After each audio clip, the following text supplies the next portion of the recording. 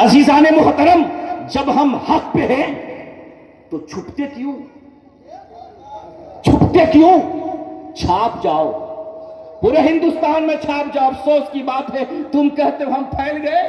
10 سال سے ہم دیکھ رہے ہیں بنگال کے وہی 24 پرگنہ یا کیا بولتے ہیں اس کو، مینا وغیرہ ہی بنگال کی تھوڑے تھوڑے علاقے میں پھیلے ہم۔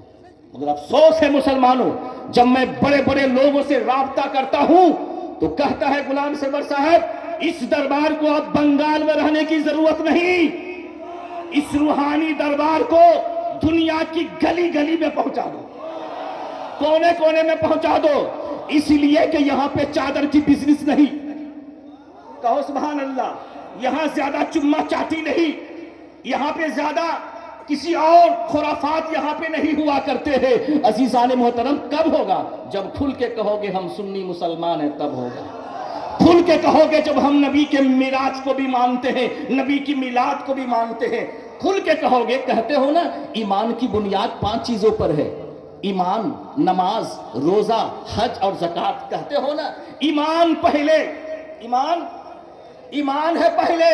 اگر عقیدہ گڑبڑ، نبی کے معراج کو نہیں مانو گے، نماز پڑھو، نماز قبول نہیں ہوگی، سجدہ کرو، سجدہ تمہاری قبول نہیں ہوگی۔ اذان گاچھی رحمت اللہ علیہ نے درود تاج پڑھوا کر اپنے مریدوں کو اور دنیا والوں کو یہ بتا دیا کہ سچا سنی اگر دیکھنا چاہتے ہو تو میرے دیوانوں کو دیکھ لو، میرے چاہنے والوں کو دیکھ لو۔ ہر فجر نماز کے بعد پڑھتا ہے اللہم صلی علی سیدنا مولانا محمدی صاحبی تاج والمراج والبراق والعلم، اور اس کے بعد لاسٹ میں کیا ہے؟ وجبریل خادمہ، کہو سبحان اللہ، وجبریل خادمہ وقاب قوسین۔ یہ سب درود تاج میں ہے، انشاءاللہ اس سب پہ تقریر کرنے کے لیے شانتی چاہیے، شانتی چاہیے۔ ابھی آپ 5 منٹ کے بعد بولیں گے خلاص تقریر ہو پائے گی، بہت زبردست تقریر تھی اس پہ۔ انشاءاللہ کبھی ہو توفیق دے، میں علماء کرام سے معذرت سے کہنا چاہوں گا ایسے وقت میں اٹھایا کرو تاکہ ہم کچھ آواز سکیں۔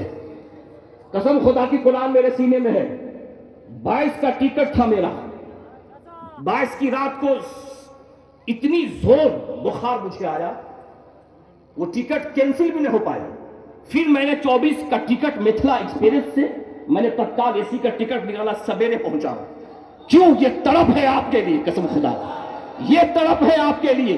اسی لیے آئے مسلمانوں، یاد رکھو مسلمانوں، آپ کہتے ہو دنیا نبی ہماری طرح، ذرا معراج پہ جاؤ پھر کہنا نبی ہماری طرح تھے، نمازیں لے کر کے آؤ پھر کہنا نبی ہماری طرح تھے، پتھروں سے کلمہ پڑھ کے دکھاؤ پھر کہنا نبی ہمارے جیسے تھے، ڈوبے ہوئے سورج کو لوٹاؤ پھر کہنا نبی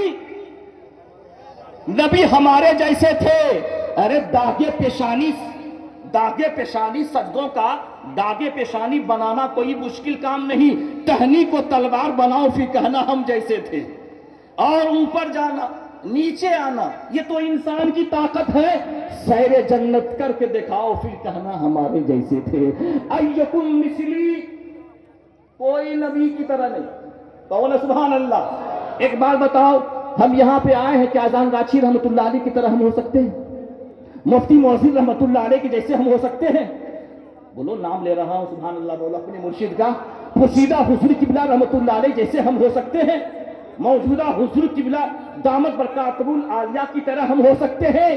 مولانا روم رحمت اللہ علیہ فرماتے ہیں ان کو اپنے جیسا مت سمجھنا، ان کو اپنے جیسا مت سمجھنا۔ ارے جب تو ولی کی طرح نہیں ہو سکتا تو نبی کی طرح کیسے ہو سکتا ہے؟ سبحان اللہ بولو۔ جب صحابہ نبی کی طرح نہیں ہو سکے تو کوئی بھی انسان نبی کی طرح نہیں ہو سکتا۔ یہی پیغام اور یہی عقیدہ آج اس حمرہ کی سرزمین سے آپ کو دیا جا رہا ہے۔ الحمدللہ ثم الحمدللہ، سرکار اذان گاچھی رحمت اللہ علیہ کا وہ دربار ہے، جنتی دربار ہے، کہو سبحان اللہ۔ جنتی باغیچہ میں ہم اور آپ بیٹھے ہوئے ہیں۔ عزیزان محترم، تو سرور کائنات صلی اللہ تعالی علیہ وسلم کا معراج کیوں ہوا؟ معلوم ہے کیوں ہوا؟ اگر نبی کو معراج حاصل نہیں ہوتی تو نماز ملتی؟ بولیے، نماز ملتی؟ سجدوں کا ڈھنگ اور سجدوں کا طریقہ ملتا؟